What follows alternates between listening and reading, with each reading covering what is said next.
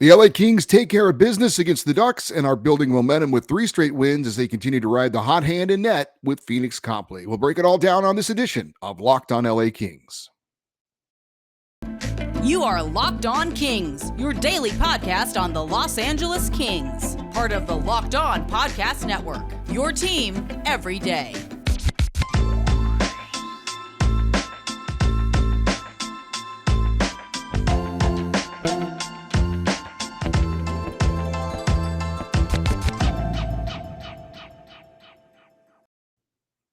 Hey, Kings fans, welcome to Locked on LA Kings, your team every day. Thanks for making Locked on LA Kings your first listen every day. We are free and available wherever you get your podcasts and on YouTube. Please like and subscribe if you're enjoying this content. We are at 1,000 subscribers and counting.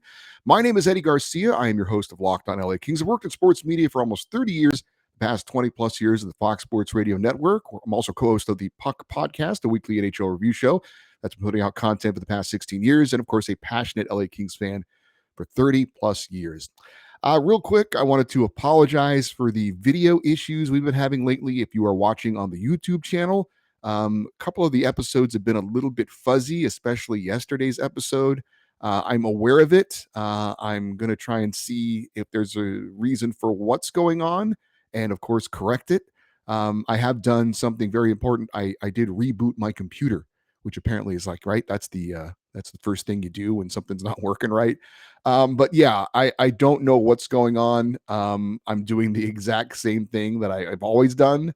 Nothing has changed. No new equipment, no new software, no new nothing. So why that's happening, I don't know.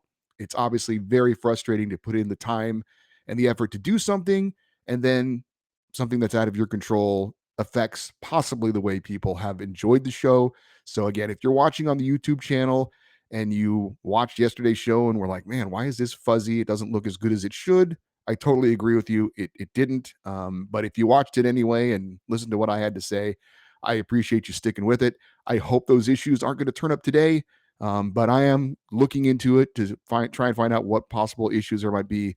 And hopefully it's going to be corrected going forward and be just a big of a mystery as to why it happened, as to why it suddenly goes away. But anyway, I did want to let you know that I am certainly aware of that. It's not something I'm happy about, but we'll do the best we can and try and keep that from happening going forward, although I'm not quite sure why it's happening to begin with. So again, hopefully no issues with the fuzzy picture as far as the YouTube channel. If you're listening on the podcast, then you don't have anything to worry about.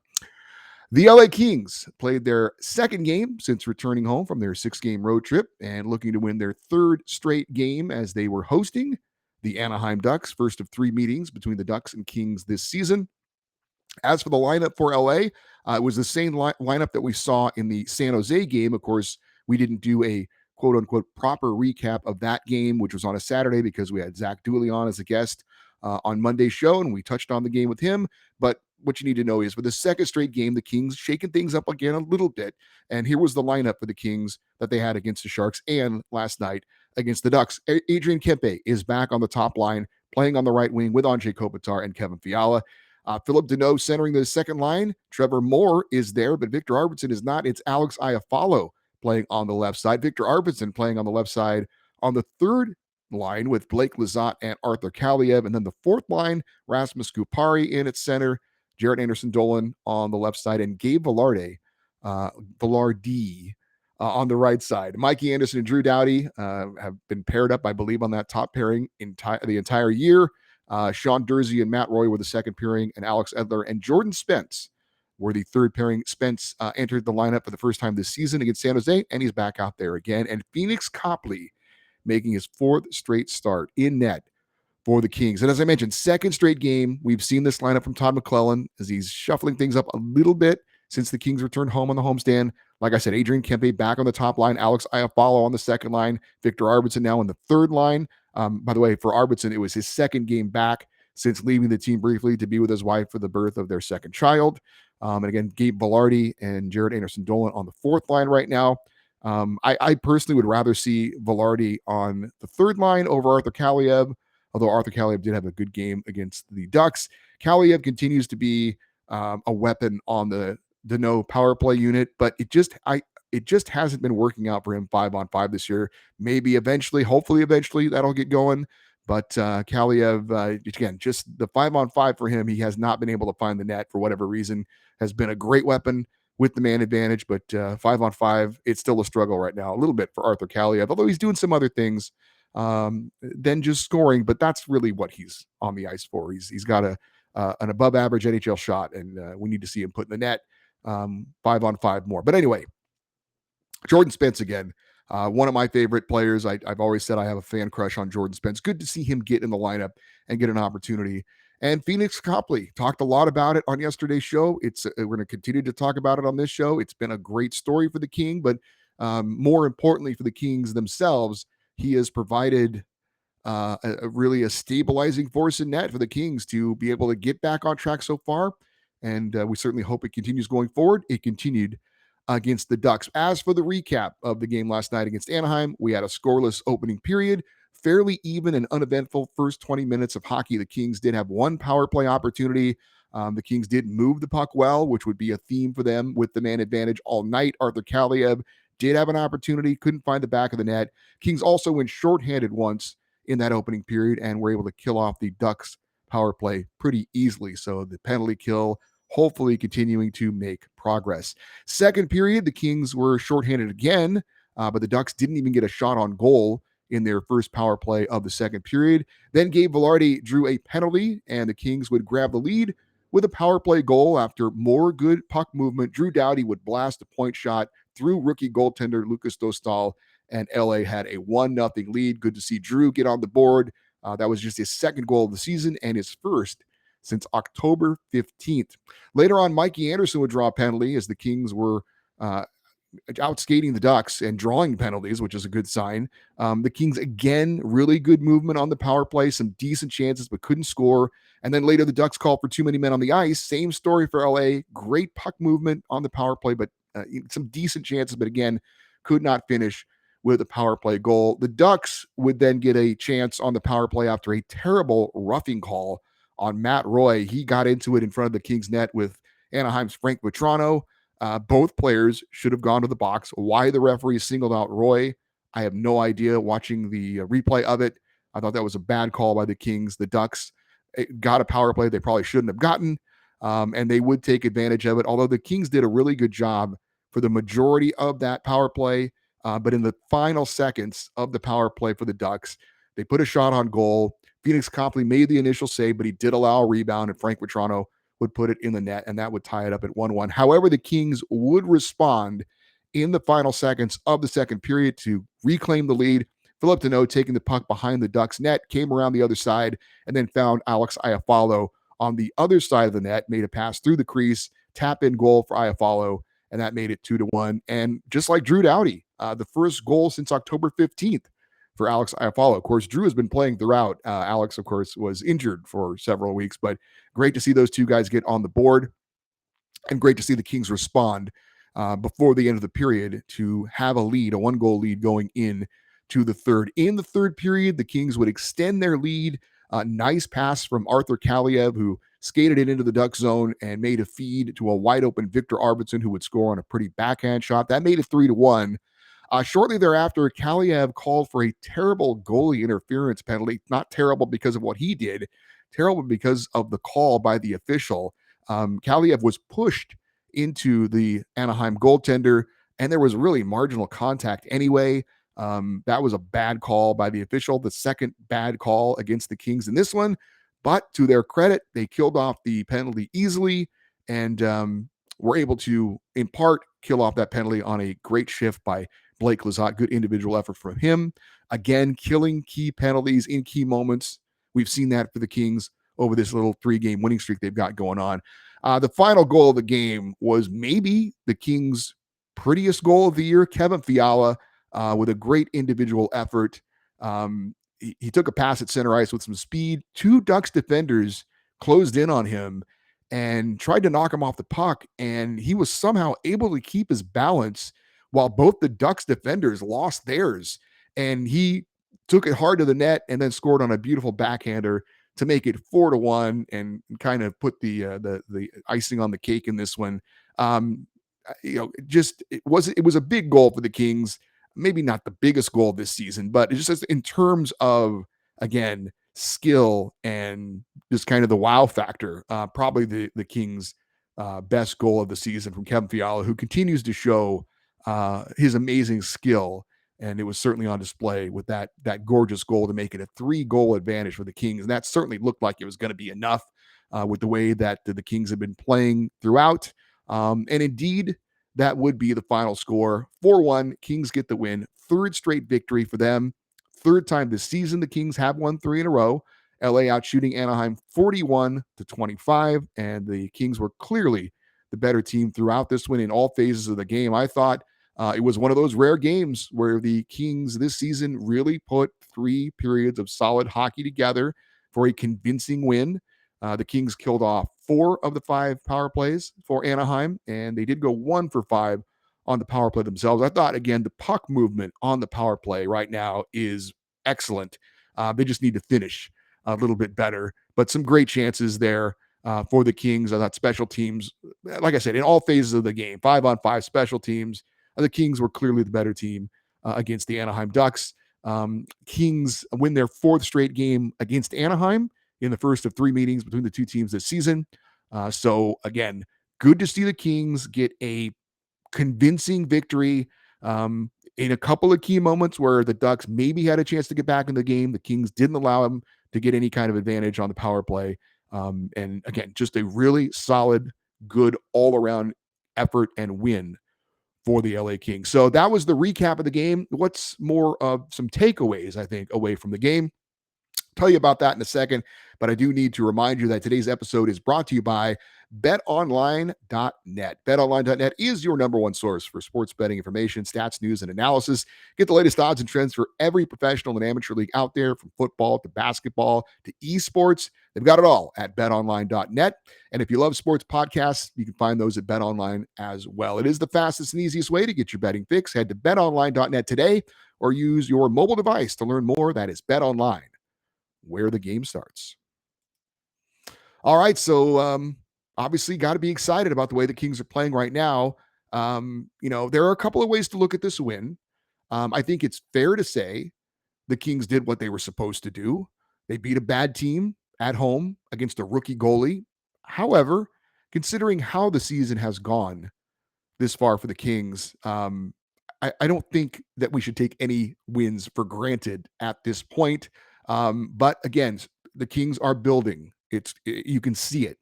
The win over Boston, we all hoped that would be maybe a tipping point for the Kings going into the right direction. They come home. They've got an extended homestand. They play a couple of teams that are below them in the standings that they should beat, and they've taken care of business against the Sharks and now against the Ducks. So again, yeah, you can look at it as they're doing what they're supposed to be doing, but based on the way the season has gone, where it's been up and down, we've seen them lose to Columbus. We see them lose to Buffalo, teams that theoretically they should beat, but not getting the job done. And I think overall playing better, solid hockey. The penalty kill looks to be getting a little bit better, and that's progress right now for the Kings. And banking points is obviously a very good thing. You got to beat the teams that you should beat consistently to be a playoff team. And so right now, it's going well for the Kings. Got to keep it going, though. It's not good enough just to win 3 in a row. Got to keep playing the right way. Got back-to-back games coming up here in just a little bit. We'll talk more about that in a second. But like I said, you can look at it as the Kings have done what they're supposed to do, and I think that is fair. But again, considering the way the Kings have played, we want to see them having a more consistent effort regardless of the opponent. And I think so far they have absolutely done that. And again, on the penalty kill, killing off key power play opportunities for the other teams, I think is certainly a positive sign as well. We got to talk about Pheonix Copley. And no, he wasn't really tested in the game against the Ducks, to be honest. But he made the saves that he needed to make, and the Kings continue to play well with him in net. He stopped 24 of 25 shots in 6 starts with LA this season, including 4 in a row now. He's 5-1. He's allowed a total of 15 goals. 6 of those came in one game on a total of 171 shots. So the goals against average right now is 2.43. That's okay. The save percentage is 912. That's pretty good. But like I said, the numbers really are skewed by that 6-goal period that occurred in Buffalo. If you take that game out and you look at the other uh, 5 starts that he's got a 1.80 goals against average, which is excellent, and a 935 save percentage again, which is excellent. So Copley certainly wasn't out of the world in this game, and he hasn't been really so far. I mean, we've talked about it. He's just a really good nuts and bolts kind of goaltender. Very fundamentally sound, got good size, and has been talked about on the TV broadcast. He's a guy where it's like, I'm going to take up as much space as I can in the net. I'm going to block the puck, and that's how I'm going to get the job done. And the Kings seem to have responded well to him, and he's certainly taken advantage of his opportunity. There was I don't know if you follow the entire NHL. Maybe you're just a Kings fan, but there was a story this week about a goaltender who announced his retirement. His name was Andrew Hammond. You might remember him by his nickname, the Hamburglar. And he called it quits this past week. And he was a marginal goalie, but for one brief moment in NHL history, he captured the attention of the hockey world for kind of a magical run that he went on when he was playing for the Ottawa Senators. And it kind of came out of nowhere. There was injury issues and he was forced into the lineup, and he ended up going 21-2 with a 1.79 goals against average and a 941 save percentage with 3 shutouts over a 24 game span for the Ottawa Senators. That was back in 2014-15, and he helped Ottawa make the playoffs. He never had that kind of success again. It did help him to stick around in the league with a few different teams afterwards, but he's remembered for that one amazing run, and also because of the nickname and the fact that the fans were kind of swept up in the Hamburglar mania. They would throw burgers on the ice. There was a fun story where he got a card from McDonald's that gave him food for life, which is a true story. I did hear an interview with him.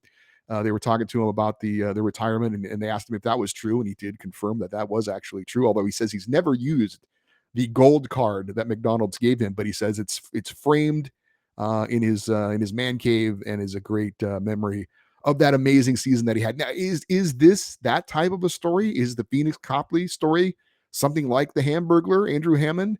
I don't know. We'll see. But it's been a hell of a story so far. Talked about it on yesterday's show. It's a huge opportunity for Pheonix Copley. And this, who knows? This may be his best opportunity to be a regular NHL goaltender. Maybe if he does really well, he can parlay this into other jobs with other teams, or maybe with the Kings. We don't know what's going to happen. But regardless, if the Kings have the successful season that we all hope they're going to have, the book that's written about the Kings, there's going to be a pretty significant chapter in it about Pheonix Copley. So we'll see how it plays out. I certainly understand the thinking that this isn't going to last and we should enjoy it as long as it lasts. That's certainly a possibility. But all I know is right now in the moment, the Kings are playing very good hockey with Pheonix Copley in net, and he's to be given credit for the way he's played and the way he's been kind of a stabilizing force for the LA Kings. We'll see how it plays out. It's been a great story so far. If it continues, I expect the national media to kind of pick up on this. I don't know that they've done so far, but like I said, it's a feel-good story. But more importantly, in the moment for the Kings, it's been a story that they've needed. Stability in net to continue to improve and, again, play the hockey that we expected to see them play for most of the season. They're doing it right now. Got to keep it going forward. Again, the penalty kill, getting the job done. Yes, the Ducks have like the 5th worst power play in the NHL, but the Kings penalty kill, I think, is looking better. I think the Kings did a good job of clearing the puck when they had the opportunity, something that has been a problem for them earlier in the year. There was, again, that key moment in the third. Kings up by a goal. The Ducks get a call they shouldn't have gotten, and there was an opportunity for them to get back in the game, and the Kings completely shut off that power play opportunity, didn't give the Ducks any good chances. Pheonix Copley didn't have to make any great saves, and a good, timely penalty kill for the LA Kings to not let their opponent get any momentum. So I think the penalty kill is looking better, and that's good. And again, nice to see some goals from some places that we haven't seen goals for a while. Drew Doughty, Alex Iafallo, both getting goals for the first time in over 2 months. And the Kevin Fiala goal was phenomenal. 35 points now for Fiala, leading the team. And I got to say, I had a lot of high expectations for Kevin Fiala when they brought him over in the offseason as the big offseason acquisition. I actually think he's exceeding my expectations a little bit. Certainly, the point totals are probably on par with what I thought he should have so far this season and what is projected to be for the rest of the season. But his skill in passing, his skill in puck possession, and his skill in finishing are all, frankly, a little bit better than I thought they would be. He still takes the occasional bad penalty here and there, which, it would be nice to see him kind of maybe get rid of that, but they're few and far between at the moment. And so I'm willing to live with it. I'm willing, if that's the worst thing that Kevin Fiala does, I'm okay with it, I guess, considering all the other things that he's doing very, very well. So the Kings looking to keep it going. Back-to-back games coming up on back-to-back nights. We're going to talk about that in just a moment. But first, I want to invite you to check out Locked On Sports Today. It is a podcast that talks about the biggest stories of the day in sports, instant reactions, big game recaps, and the take of the day. It's available on the Odyssey app, YouTube, and wherever you get your podcasts. That's Locked On Sports Today. So the Kings have back-to-back games coming up, one at home, one on the road. They host the Calgary Flames on Thursday, and then they make a quick trip to Arizona to take on the Coyotes on Friday. The Calgary game going to be a big matchup with the Flames currently tied with the Oilers for the final wildcard spot in the West. So Calgary looking to get on track. It's been a disappointing season for them so far. So they're kind of treading water until they can find their game. So they'll be looking to take on a Kings team that they're chasing in the standings. It'll be interesting to see what the goalie situation is going to be like with those back-to-back games coming up. I would expect to see Pheonix Copley against Calgary and Jonathan Quick in Arizona, but we'll see how it plays out. Either way, a couple of big games coming up for the LA Kings on back-to-back nights, and LA looking to extend that winning streak. They have a 4-game winning streak earlier in the year. That's the longest of the season so far. So if the Kings can beat the Flames, they would tie it. And if the Kings can knock off the Arizona Coyotes, it would be their longest winning streak of the season. I'd like to see that personally, and hopefully that will happen. Coming up on tomorrow's show, we're going to give you a preview of the Calgary game, talk a little bit about the Flames. Also, it is a feedback Thursday. If you have any questions or comments about the Kings or this show, you can send them to me at lockedoneddie@gmail.com. Again, that email address, lockedoneddie, EDDIE, @gmail.com. Looking forward to hearing what's on your mind about the LA Kings, about how they played lately, maybe about Pheonix Copley, whatever the topic of conversation is that you want it to be. You can certainly send that in an email. I'll also scroll through the comments on the YouTube episodes from the last week and see if there's any interesting comments there as well. You can always follow this show on Twitter. We are at Locked On LA Kings, on Instagram as well, at Locked On LA Kings. And hopefully you can follow those places and stay connected with the show that way. Excuse me. Thanks for making Locked On LA Kings your first listen today. For your second listen, check out again Locked On Sports Today. From the games that matter the most to the biggest stories in sports, go beyond the scoreboard and beyond the headlines with local experts and insights that only Locked On can provide. Locked On Sports Today, available on the Odyssey app, YouTube, and wherever you get your podcasts. Thank you so much for watching and listening to Locked On LA Kings. I'm Eddie Garcia. Looking forward to talking and reading your emails and your comments on tomorrow's show. And as always, we close out the show by saying, Go Kings Go.